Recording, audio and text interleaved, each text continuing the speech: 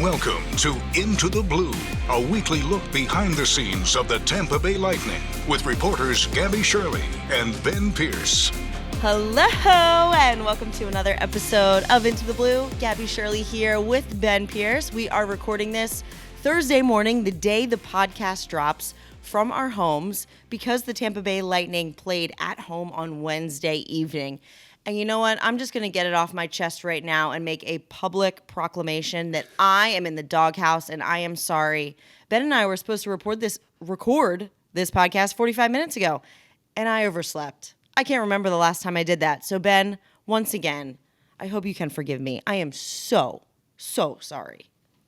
You are totally fine. Like the amount of times this season that you have been somewhere crazy on the West Coast and got up at the crack of dawn before the sun to record a podcast, you've more than made up for it over the season. We are way good. So, but I wasn't even anywhere crazy. I was up late, but I was prepping. That's per usual. But it's because you work too hard. You know, it's a good problem to have. You are a really good friend and coworker because I would probably be a little annoyed at you.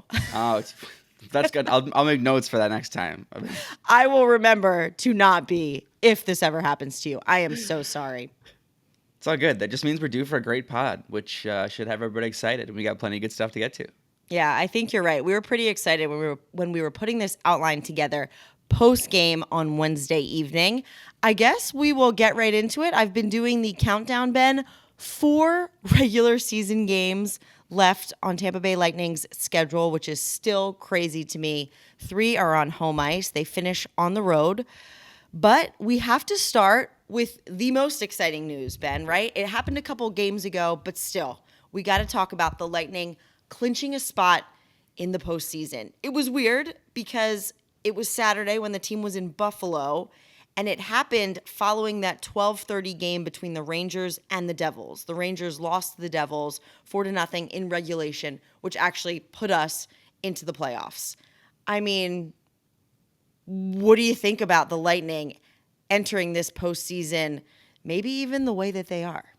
Yeah, I think everybody's pretty excited, and we heard a lot of it. I think we're at the point in the season now where Coach John Cooper made the comment the other night, like, I don't know what more you want me to say about some of these guys that I've been gassing up all year in Game 77, but just the fact that this group has really started to put points together. You know, I know, obviously, last night's overtime loss, the Lightning had a chance to take the division lead. It didn't happen. But again, they erased a 2-goal deficit. They come back, they get the overtime point. And you look at that playoff standings or the playoff picture, if you will, it is so tight in that Eastern Conference that even just that 1 point, so that no matter what happens over the next couple of days, it's a 3-point gap that Tampa Bay holds over Florida for that second spot in the division. And these guys have said, you know, obviously it would be great to win the division. We're still gunning for that. However, our big priority is to try to earn home ice advantage. They're in a good spot to do that. Last night's point helps with that. And I just think we talked a little bit about this last night. Part of what's incredible about this organization is they're going to the playoffs, and there's some people that are disappointed with where they're at in the standings. And quite frankly, it's a result of having a phenomenal organization with fantastic players for a long, long time. Now, this is the 8th consecutive season that the Tampa Bay Lightning have qualified for the playoffs. That is the longest run in franchise history. It is the second longest active streak in the NHL. I know, tough subject. Only Toronto, with 9, is on a longer run. But it just shows, like, this is one of the premier spots in the National Hockey League. And when you're qualifying for the postseason, there's some people saying, hey, I wish we were a little bit higher up or we would have more wins. This is a very good team that's been a very good team for a very long time. And I thought I'll leave it to you on this note, but when we were kind of preparing for when this clinch was coming, because we could all kind of see the picture, we were doing all the crazy math and games remaining and all the numbers. The Tampa Bay Lightning have more postseason games and wins than any other NHL franchise since 2020. So 2020. 2015, and they have the most postseason games and wins if you go all the way back to 25 years ago to 2000. They have been the most successful NHL franchise in the postseason over the last 25 seasons. And I don't know if there's much more that needs to be said than that. It's an incredible run for this group. The stats you're hitting me with right now at this early in the morning when I am still waking up, like, mind blown. Wow, Hey. you're right. I mean, what more can you say? I'm going to go less team here, Ben, and more individual. And I know we're always trying to look ahead on our podcast, but we're going backwards because the day the Tampa Bay Lightning clinched, that was Saturday. As I mentioned, they were in Buffalo. And this is a question, Ben, that I've been mulling over. A do you believe in fate question in regards to Zemgus Girgensons. He found out he would be playing in the playoffs for the first time in his NHL career while he was in his former city playing against his former team, a team that has not made the playoffs in 14 years. I just couldn't believe, Ben, how it added up. It was a very special day for him, considering it was the first time he was going back there to play his team. The Lightning only played in Buffalo once this season. And like he said as much. He joined the Tampa Bay Lightning because he wanted this opportunity and he got it. And just the timing of it all, I couldn't believe it. It was really special for him. He had been there for 12 years. He was drafted there. And then to enter that game, even though they wanted a different outcome in that game, but to enter that game knowing that he was going to see postseason hockey for the very first time, like, I can't even imagine how he must have been feeling. Yeah, well, and you look at the two trade deadline, quote unquote, acquisitions, right? With Yanni Gordon, Oliver Bjorkstrand. And when they got here, they both said, like, you're always nervous when you get traded because you're not 100% sure right away where you're going, what the situation is. And both of them said, like, this was where I wanted to be. And a big part of that, obviously, is all the playoff success. So, Yes. We'll see what happens. Obviously, there's the old cliche, the new season begins when the regular season ends. Mm-hmm. And it's kind of a blank slate. You never know that, again, that Eastern Conference playoff picture is looking pretty tight, pretty crazy. You know, you look at a team like the Ottawa Senators in the wild card spot, and all of a sudden, people were asking 3 weeks ago if they were going to get into the playoffs. And now all of a sudden they're not too far out from the third place spot in the Atlantic Division. Like it is a tight group, and every single night the things are changing. And I know everybody's getting excited. You can kind of start to feel, I think, the buzz in the locker room talking to the guys. I think the focus is for sure there when you're talking to them. You can tell they're really starting to lock in. So I can't wait for that to get going. In 9 days, by the way, Gabby, we are 9 days away from opening night for the Stanley Cup playoffs. So let's go. I think everybody's we're pumped. Let's get after it. Yeah, Ben, that's really incredible. And I feel the energy. I haven't gotten many like words because, right, they've accomplished the goal that they set at the beginning of the season, but now there's a new goal when they start the playoffs. So I haven't gotten many like sound bites of them focused on the playoffs, but they know that they got to lock in these final 4 games to have a great shot, have a great run when the postseason does arrive. And yes, I just like feel the energy, which is really exciting. This is the best time of the year for sure. NHL hockey. Okay, let's move on to our second topic. Another one that Ben decided we should touch on, which is a good one, the Tampa Bay Lightning power play. Ben, I believe at last check, we are 5th in the NHL behind Winnipeg, Vegas, New Jersey, Detroit. The Tampa Bay Lightning went 1 for 2 against Toronto, 3 for 4 against the Rangers. Prior to that, in their 4 games, prior to those 2 games, they were 0 for 10. So we have seen improvement just based on them scoring goals, but we've also seen a little bit of a change in personnel and seemingly like the system they're going with. What have you noticed in regards to the Tampa Bay Lightning power play recently? Well, hey, we just talked about that good energy, and it's there right now on that power play. And like, I think it was 4 games in a row, like you might have mentioned there, without getting a power play goal. And for a group that really relies on their special teams, you're hoping to kind of maybe see that turnaround before the playoffs begin. And it has. These last couple of games have been phenomenal, and a big part of that is the addition of Oliver Bjorkstrand to that top unit. Yep. He scored the game-tying goal yesterday to make it 2-2 with a beautiful shot on the power play. And then he had another assist for the tying goal again later in the game in that third period for the 3-3 goal. So he had 2 points, both on the power play, and we're seeing Bjorkstrand kind of in that bumper position, as they call it. So he's kind of the high man in the slot, and then obviously he'll rotate down every once in a while in different spots depending on how things move. But John Cooper said when they went out and acquired Oliver Bjorkstrand that it was a big benefit to them that he's right-handed. And I think that the Lightning really appreciate the fact that they have this extra option. He's been a really good add, and I think one of the things that's impressed me, and we might have talked about this last podcast even, is his shot. He's got a rope of a shot. And we saw it last night. It's just a matter of having that shooter's mentality. And I think we've seen at times this year the Lightning maybe overpassing a bit on the power play. And they have so many guys that are talented, hard shooters that sometimes you just have to get pucks to the net and crazy things, bounces, rebounds, tips, whatever it might be. Good things happen when you get pucks to the net. And I think it's a matter of being hungry on loose pucks. The guys have said as much. And, their last multi-goal game on the power play was January 24th in an overtime win over Chicago. And now Chicago. They've got 2 in a row. I know. So, Ben, let me interrupt you. I'm sorry. I must have pulled up the wrong, but we were 2 for 4 against Toronto last night. I said 1 for 2. You're right. There were 2 goals scored there, and they were big goals. Well, 5 for 8 over the last 2 games. That's 62.5%. Right? If your power play is over 20, you're pretty happy. Yeah. Just on an given night, you're going 1 for 3, 1 for 4 even. You're okay with that.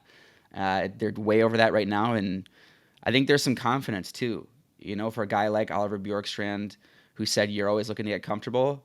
I had a moment last night in that third period power play before they even scored some of those goals where I'm like, he looks like he's been on this power play unit all year. Like, it doesn't look uncomfortable. He doesn't look lost. Like, he's a natural goal scorer. He's coming up here on some milestones himself for the season. But it's just like the fact that you've got that versatility too on the power play, that when something isn't working, you switch one guy and all of a sudden you're 5 for 8 over the next 2 games.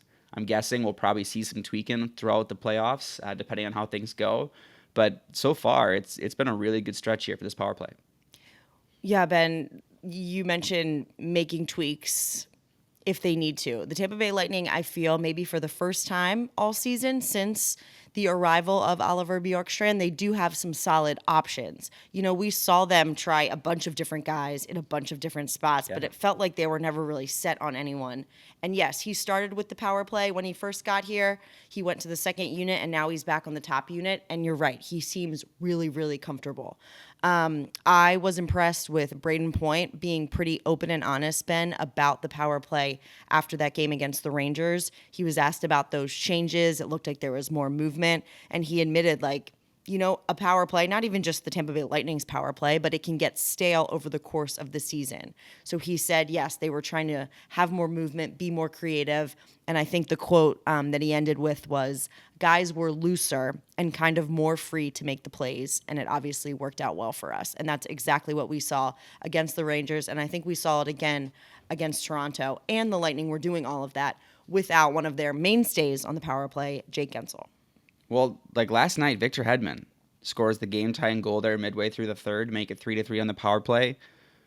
Brayden Point in the penalty box for what was an insane development. Yes, he was.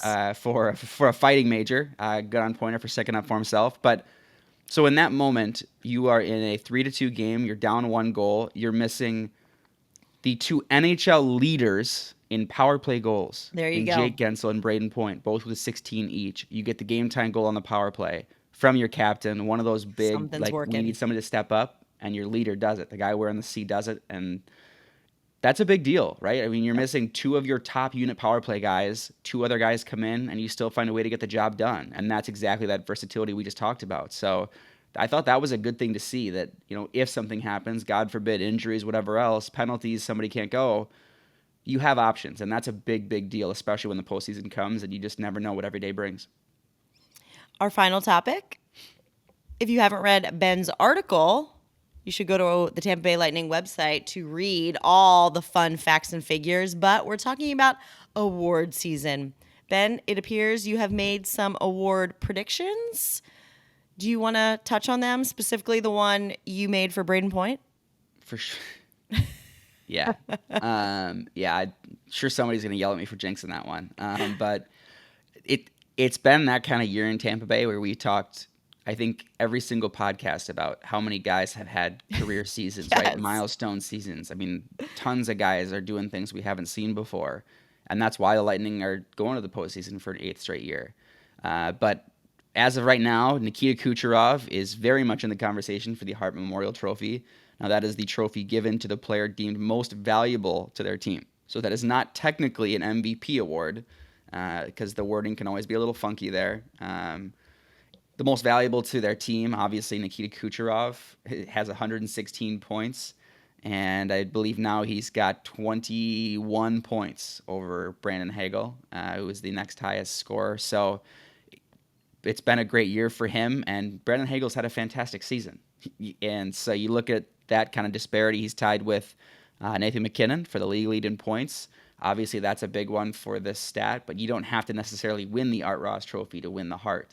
And I think when you look at Kucherov's contributions this year, entering last night's game, he was tied for the 3rd best plus-minus in the NHL.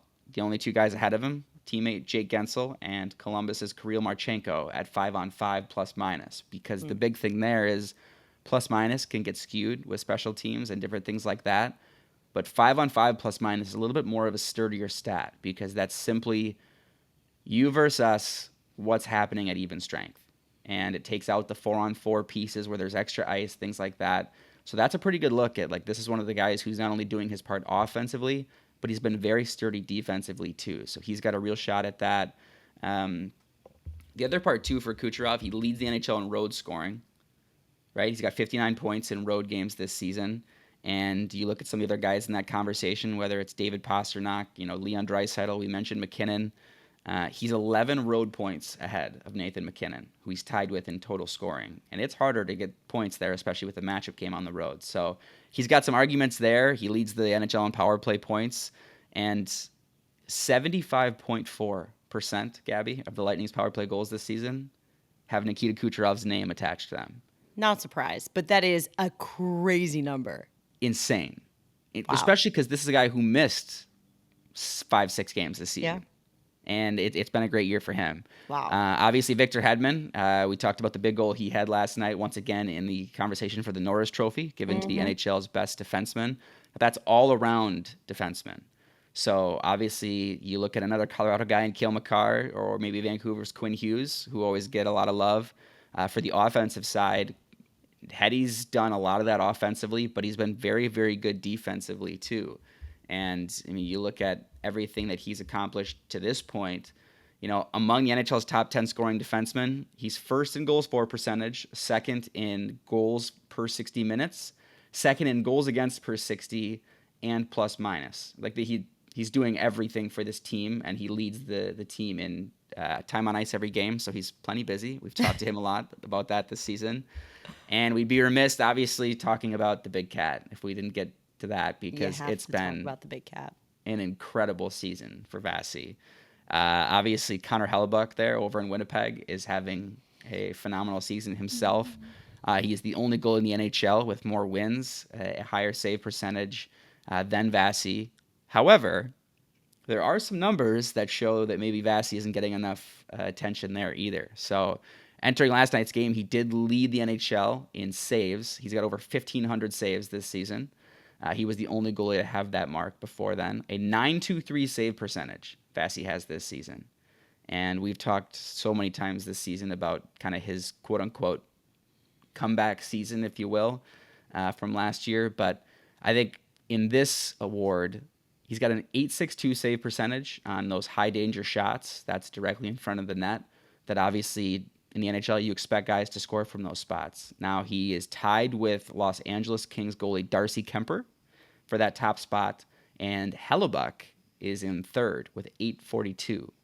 So you think about that, that's 20 points ahead of the front runner, supposedly, for this award. So when it comes down to crunch time, when you need a big save, Vasi's doing it more often than almost any goalie in the NHL. So, and then obviously Anthony Cirelli for the Selke. We love everything we've talked about with him with the shorthanded goals and points this season. He's in the 97th percentile for goals against, all that good, fun nerdy. We love you analytics guys. The deep dive into the stats that sometimes require a dictionary and maybe an encyclopedia for me to figure out what exactly they mean. But he's had a phenomenal season offensively too. And I mean, when there's a D-zone face-off, Anthony Cirelli is going to be out there 9 times out of 10 when you need the defensive play in the zone.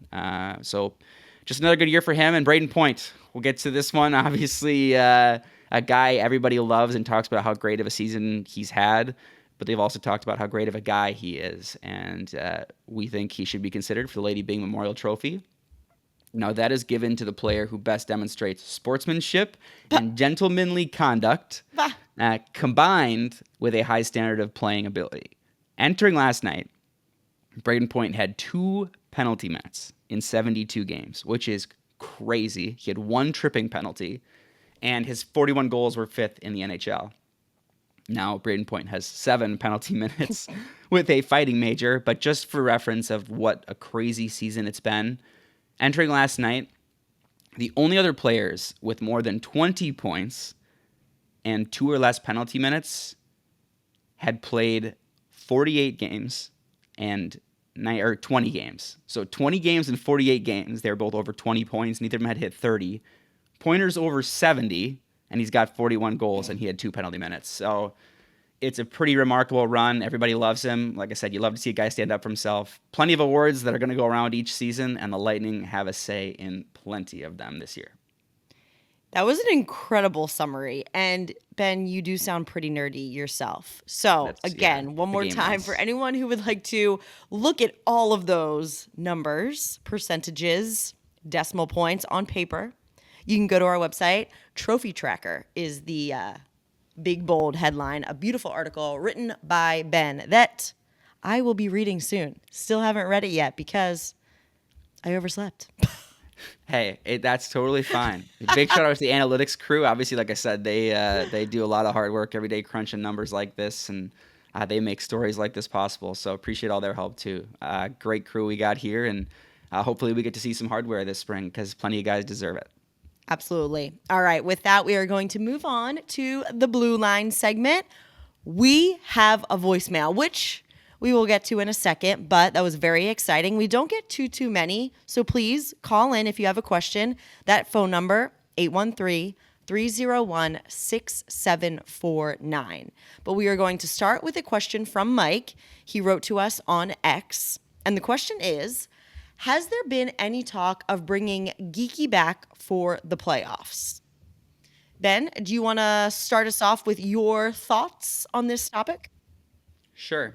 I think for me, when you look at what Connor Geeky has done, Julian made it very clear during his midseason check-in with the media that Connor Geeky needed to go he needed to just go kind of experience what the American Hockey League was like and work on his game without the pressures of the challenges of everyday NHL life. I mean, again, this kid's 20 years old. And he said he just kind of needs that reset a little bit. He's more than found it in Syracuse. And we talked a little bit about Gage Gonsalves earlier this season. This is a guy who started the season here in Tampa Bay, played a couple games, and then was sent back to Syracuse. And John Cooper said some of the same things, that we sent him down with the message, you have some things we want you to work on. Here's what we're really looking to see improvement from you in. Gonsalves went on an absolute tear in Syracuse, and now he's back up here contributing almost nightly. And he's in the NHL's top 20 for rookie scoring this year. He's scoring goals as of late. He's on the score sheet. Entering last night's game, he had points in back-to-back games. And that's what you want to see from your young players, right? You send them down, you want to see how they react, how they respond. Now, Connor Geeky has done a lot of the same things that Gage did. I feel like every time I open my X app or anywhere else looking at the different stats, I'm getting something about another great goal from Connor Geeky in Syracuse. He's been there for 24 games this year. He's tied for 4th already in goals for the overall season. So he's got 20 points, including those 11 goals in 24 games. And it kind of reminds me of when you go down to the American Hockey League with the right mindset, anything is possible. We've seen it from Gage. and hopefully we'll see Geeks at some point. I think the team really wants to focus on his development and the long-term future. Julian Brisebois said that multiple times. It's not about this season. It's about how do we make sure that Connor Geekie can develop into the best player he can be, and he can help us for multiple seasons here down the stretch. And he's done what he needs to do in Syracuse, and he's working hard every day, and that's the biggest thing. You love to see it, and hopefully we'll get to see him at some point. Yeah, Ben, that was really well said. I took a look at the stats as well. Points in 7 straight games. The last 2, he did not have any points, but he was pretty quiet up until that point. I think he had like a 3-point game 1 or 2 games before that 7-game point streak. 11 points on 8 goals and 3 assists. So yes, getting on the score sheet, that of course will help a player's confidence. And Ben, you and I both know Connor Geekie from the time he spent with the Tampa Bay Lightning this season. And yes, he's young, but he is like very enthusiastic, very passionate about the game of hockey. And I can only imagine, now granted, I have not spoken to him, but I can only imagine that he is just willing to accept, embrace whatever situation his NHL team recommends for him and his development, because ultimately, as you said, it's not about this season. He wants to be an NHL player for a long time. So it's great to see him, like I said, get points on the score sheet, helps his confidence. And yes, I do not envision, unless the Tampa Bay Lightning get into a jam, him coming up until perhaps the Syracuse Crunch's playoff run finishes. They have 5 games remaining. They need 4 points to clinch a spot in the playoffs. Regular season for the Crunch ends on April 20th. So hopefully they make a run. He does really well. He's contributing there and developing there, and then perhaps he'll come up with the Tampa Bay Lightning, unless, of course, injuries strike. But that would be my prediction. Yeah, well, and even that, like just going on for that with the playoff piece, the American Hockey League playoffs would be a fantastic experience for a guy like Connor Geekie. Yeah. Right? Especially because it is so hard to just jump into the NHL again, and it's the playoffs, right? And obviously these last couple of weeks, the Lightning have become very accustomed to the 11-7 setup. I know we had some people ask us about if we see that in the playoffs. At this point, I would say probably expect 11-7. Cooper has said it's something we're very comfortable in. It works very well for all of us. And so I would expect that. So at that point, it's like, let Connor Geekie play with Syracuse, these top 9 minutes and have that, just the puck touches and everything, instead of coming up and just practicing with the team. And let him finish that season with Syracuse and then just see where things sit. I think that's a great mindset. And like you said, hopefully we'll get to see him at some point. Either way, I think he's in the right spot today, and that's a big thing for confidence, and good for him for sticking with it. To our second question that came in the form of a voicemail. It's a great one. This one is from Boomer. We will play it for you now. Hey, Ben, Gabby, long-time listener of the show, love it. Thanks for doing it. My question for your show is, what's with all the helmets or not helmets during warm-ups during games? My wife and I were at a game celebrating McDonough's 1000th game, and it seemed like they all planned to not wear helmets. But Kucherov, Vasilevsky, Point all had their helmets still on. We've been to other games where most people have them on, but Paul and Shirley will have them off. So the players talk about it. Do they coordinate it all? I heard there's a fine if they don't wear a helmet. Is that true? And if so, is there some sort of waived clause for when they're celebrating McDonough? Not sure if it was related at all, but if you have any information on it, we'd love to hear it. Again, thanks for the show. All right, Ben. Helmets. I went and did some research with my coworkers, although I was told not to give out any names. So maybe this person is not entirely sure if this is the correct answer. What if they just made something up on the spot? Like, you can't say my name because they're going to be like, what is he talking about? I can't even say I did a ton of fact checking because I wholeheartedly believe in this person and his knowledge of the game. But Boomer, you are correct. For McDonough's 1000th game celebration, and honestly, I had to go back and look at footage because I don't think I was on the bench for this game. I think I was doing a hit elsewhere. Yes, I was. I was doing a hit with Shattenkirk, not on the bench. So I missed this part, but you noticed the warm-ups before the celebration. Most of the players, with the exception of goaltenders, Nikita Kucherov, Brayden Point, were not wearing helmets in warm-ups.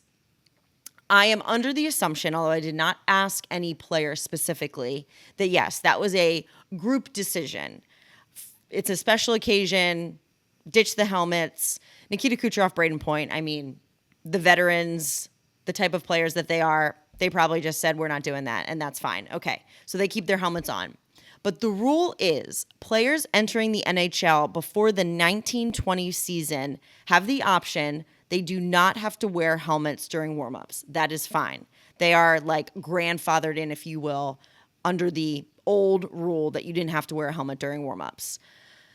Players entering the NHL beginning with the 1920 season, and obviously after, do have to wear a helmet during warmups. And the fine, I was told, for not wearing a helmet if you entered the league at that time or after is $2,500. We have a fair amount of players on our roster that fit into that category of having to wear a helmet. Chaffee, Gonsalves, Hagel, Lilleberg, Moser, Perbix, Radish. I believe if everyone was playing in that game, that all of those players would have been without a helmet. Again, an assumption and or a discussion I had with a member of the staff. There is like a team fund. You hear money on the board. Money goes into this fund for different events. There is a chance that that fine was paid with money from the team fund. I'm not saying that is for certain. These players do pretty well, although I would say that a player like Gage Gonsalves, who's pretty new to the league, like $2,500, that's a lot of money. So that is the general gist of what you're asking. There are rules. 1920 is the cutoff. Brandon Hagel played one game in the 1920 season. He has to abide by the helmet during warmups. And if you don't do it, you do have to pay a fine. We were not under the impression that a big, exciting event like Ryan McDonough's 1,000th game is just wiped clear and the league says, yeah, it's fine. Everyone can not wear a helmet and no big deal. We do not believe that that is the case, although I could be mistaken. But like I said, I am trusting this staff member with my entire heart. That's good homework. That's good homework right there. You know what, Gabby? We're gonna leave right there because that was well done. That Did was I good. hit it all, Ben? You think? Yeah, that was really good. I mean, everybody loves the no bucket look, right? Like, Yeah, they really do. I do have to say though, like We only have a couple guys that do it consistently, though. right. Well, and everybody's different, obviously. Like with the knowledge on concussion, and there has been the rare time you see somebody puck off the crossbar, they get hit, in the head, and they leave in the warmups, and they can't play that night. I mean, you have seen that on very rare occasions over the last couple of years. Not with the Lightning, I'm saying. That happened to Corey Perry when he was with us. I'm fairly certain, but I think he played. So it's pretty rare. But yeah, you just never know. But that was good homework. So good on you for there. Thank you. It was a great question. I was really intrigued, and Ben, it makes so much sense. Not to single anyone out, but I feel like Brandon Hagel, great hair. He would want to go no bucket. I did not realize that he was in that cutoff where he has to, or he's paying a fine every single game. I love that your focus is the good hair. Great Let hair. it breathe. Let it breathe. Right? Although Fair. for me, I'd be like worried about my hair, so I just put a helmet on so I didn't have to You think about no way. You worried about your hair? What? yeah, it's true. It's true. Okay. Well, that's a positive. And speaking of positives, I believe we can now go to the plus minus segment. This week. Everyone's favorite segment. Shall I start, Ben? I just Yep, decided it's your I'm turn. going to start. I am going to say that my plus, you are not going to be surprised to hear this, but there was nothing that beat it. My plus, I'm looking at it right here, was the blazer that I got to wear for Neurodiversity Night, the game against Toronto. It was made by a local fashion designer, Arushi Praytap. She's 23 years old. She lives in Land O'Lakes. She's autistic. She was a part of our entire game celebration, as I said, for Neurodiversity Night. and she created this blazer for me. She said she did it over the course of about 5 days, 7 to 8 hours. She made an entire beautiful, sparkly black and blue jacket. It was absolutely phenomenal. She came in, she got my measurements. Like I said, Ben, it didn't take her that long to create this. She gave it to me on Wednesday morning. She was thrilled, which made me even more thrilled because I guess she thought it looked good. I thought it looked great. And I got so many compliments on it, which, I'm a fashion girl. So that just really had me buzzing. That's a great plus. When you showed it to us, we all were like, yeah, that's a Gabby Shirley blazer. I don't know if she did her homework to see like what does Gabby Shirley typically like or wear. It was she nailed that. So credit to her because like you said, everybody was like, my wife texted me in the middle of the game like, oh my God, tell Gabby I love her blazer. I'm like, if I was on camera, you'd be like, why do you look like that? Like, come on. But yeah, it was a great hit. It was a really cool jacket. And obviously on Neurodiversity Night, really cool to have that connection too. So that was awesome. Yeah, she did an excellent job, Ben. And for better or for worse, I was just nervous. Like on camera, I didn't know exactly what I was going to get. I had an idea of like the pattern because like I said, she came in, did measurements, and she showed me what she was thinking. I basically chose between like black or all blue.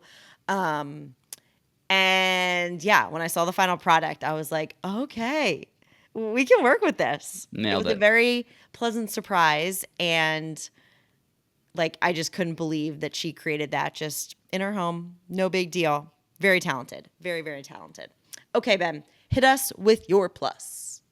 My plus is that I can eat again. Had another 24-hour no eat deal for a follow-up appointment for the whole gut anti-gallbladder situation.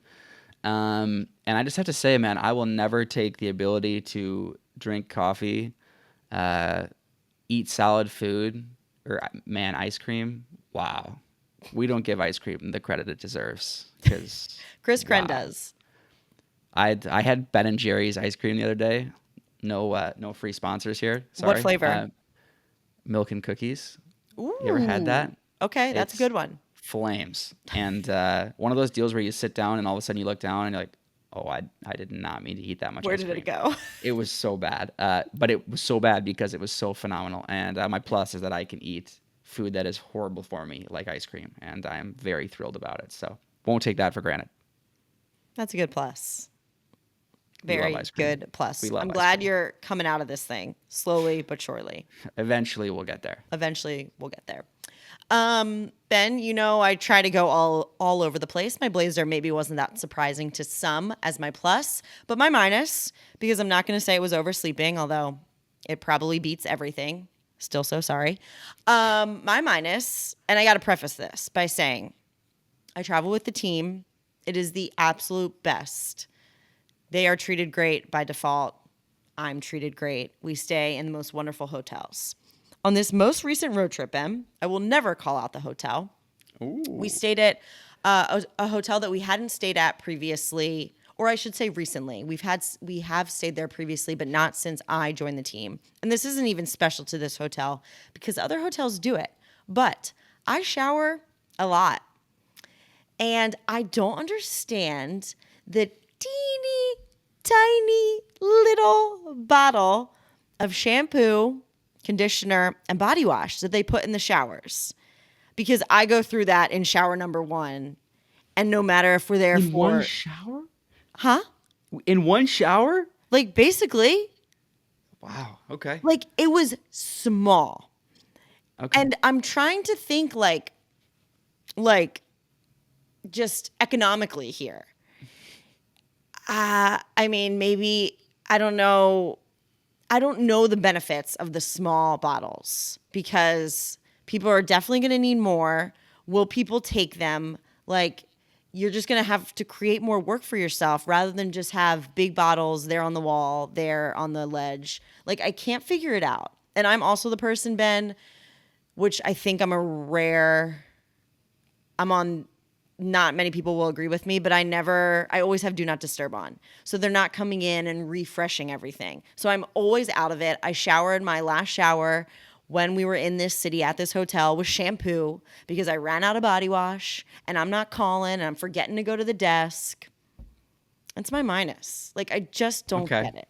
I wasn't prepared for that minus. I'm gonna be thinking about. Do you feel me here, or you're like, I've never had that problem? I understand it, and maybe this is just like Ben doesn't shower. Okay, whoa. Yes, Ben showers. That was crazy. But I don't know if I've ever gone through one of those mini bottles of shampoo in the course of a weekend. And maybe that's like a dude thing. Like, I don't know. Like, shampoo I had no problem with. I had leftovers and I was using it as body wash because I don't wash my hair every time. But I'm always rinsing off. Yeah, that's fair. That's fair. Okay. I just wish I want like a monetary, we save money by doing, like, I really am You want a interested. spreadsheet. Okay. I really want a spreadsheet because I just can't wrap my mind around it. That's fair. Somebody out there is going to send you, like, here's why it works. Here's why it doesn't. If anyone has worked in the hospitality industry, please tell me. I want to understand. That's great. All right, Ben. I'll stop. My ranting. minus is also random. Perfect. I love it. I'm excited. My minus is very much not as clean as yours. Squeaky clean. No. My minus is the dog-sized raccoon that digs through the trash bins in my apartment building. This guy, yesterday, I go to leave in the morning to go to morning skate. This guy is in the bucket at the end of the hall. Like, we're staring each other in the face, and he's eating something out of the garbage, and he, like, steps out, and I swear to God, this guy squared up with me. And I'm like, if I have to run from a raccoon that's bigger than my dog, I mean, that's not saying much, Bucky's a corgi, but, like, if I get bit and I show up to the rink foaming at the mouth from this raccoon, I'm gonna go crazy. So, long story short, if I start foaming at the mouth, he got me. But yeah, that's my minus, is being half awake and all of a sudden you're face to face with the world's biggest raccoon. So we haven't named him yet, Molly and I, but it's in the process because he's become kind of part of the apartment lore now. Oh my gosh. It's huge. It's massive. Yeah, I don't love that. And it, like, does the thing where it stands on 2 feet, and, like, the one night, the first time Molly saw it, it was in the dark, so I'm getting pictures of just these two, like, bright eyes in the dark. I'm like, no, I'm good on that. So the raccoon is my minus. That's a pretty good minus. Oh, I'm sorry. Tough. It's tough. Yeah. Okay. Wow. Great minuses, if I do say so myself. All right. We are wrapping up here, Ben. We've been a little lengthy, but that's just because we had such a great outline. Final segment, question corner. Our old question did not have any winners, but I'm going to say that's a good thing, only because all of our listeners and viewers, you guessed way high on how many total points will Nikita Kucherov have in the next 4 games. The answer was 5 on 1 goal and 4 assists. You know what, Ben? We're going to have to go on the fly here because I hadn't fully thought about our next question. Is there one kind of percolating in your brain, maybe dealing with some awards? I don't know. Should we repeat this question because no one won? I got to look at the schedule to see where the games fall here. It's probably the next 3 games, right? Yes, it would be something over the next 3 because the 4th game for the Lightning is on Thursday after we record. The final game of the season. Yes. So, yeah, hey, Nikita Kucherov is quickly approaching that big 1K number. So we can repeat the question. And so we'll go, how many total points will Nikita Kucherov have in his next 3 games? And correct me if I'm wrong, Gabby, but that would be against Detroit, Buffalo, and the Florida Panthers. This is shaping up to be a phenomenal, exciting game. So the final 3 home games of the regular season. So how many total points will Nikita Kucherov have in those games? Great question. We're just running it back. We're going to get a winner here. I have a feeling. I like it. All right. Any final thoughts, Ben, or shall we say goodbye? I think that's curtain call. I think we're out. Yeah, I think we covered it all. Guys, thank you so much for joining us again on this episode of Into the Blue. Ben, it was a pleasure as always. Hey, killed it. Made it work. Bye. Follow the Lightning Audio Network on social media @Bolts Radio. And don't forget to hit subscribe in your favorite podcast app so you never miss an episode of Into the Blue.